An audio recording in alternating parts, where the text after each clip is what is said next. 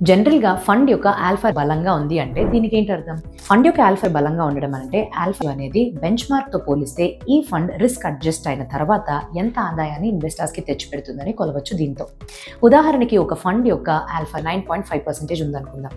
దీని యొక్క అర్థం బెంచ్‌మార్క్‌తో పోలిస్తే ఇది 19.5% రిస్క్ అడ్జస్టెడ్ రిటర్న్స్‌ని ఇస్తుంది అని ఇన్వెస్టర్స్‌కి అర్థం. ఒక బుల్ మార్కెట్‌లో ప్రతి ఒక్క స్టాక్ యొక్క ఆల్ఫా చాలా బలంగానే ఉంటుంది. అప్పుడు మిగతా రేషియోస్ వేటిని చూడాలి ఆల్ఫాతో పాటు అని అంటే క్యాప్చర్ రేషియో సీన్లోకి వస్తాయి.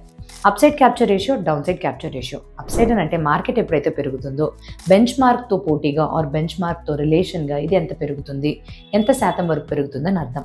100 కన్నా ఎక్కువ ఉన్నట్టయితే ఒక ఫండ్ మంచిగా పర్ఫామ్ చేస్తుందని అర్థం. డౌన్ సైడ్ క్యాప్చర్ రేషియో అంటే మార్కెట్ పడిపోతున్న తరుణంలోని యూజువల్గా బెంచ్ మార్క్తో పోలిస్తే ఫండ్ ఎంత శాతం పడిపోతుంది అని. ఇది ఎప్పుడు 100 కన్నా తక్కువ ఉన్నట్టయితే ఒక ఫండ్ మంచిగా అంటే అంత ఎక్కువ వాలటాలిటీకి గురవ్వట్లేదు అని అర్థం. సో మీరు నెక్స్ట్ టైం నుంచి ఆల్ఫాతో పాటు ఒక ఫండ్ యొక్క టోటల్ పర్ఫార్మెన్స్ తెలుసుకోవాలి అని అంటే క్యాప్చర్ రేషియోస్ని అండ్ మిగతా ఇంపార్టెంట్ అయిన మెట్రిక్స్ని కలిపి చూసినట్టయితే ఒక క్లియర్ పిక్చర్ అనేది మీకు లభిస్తుంది. Thank you.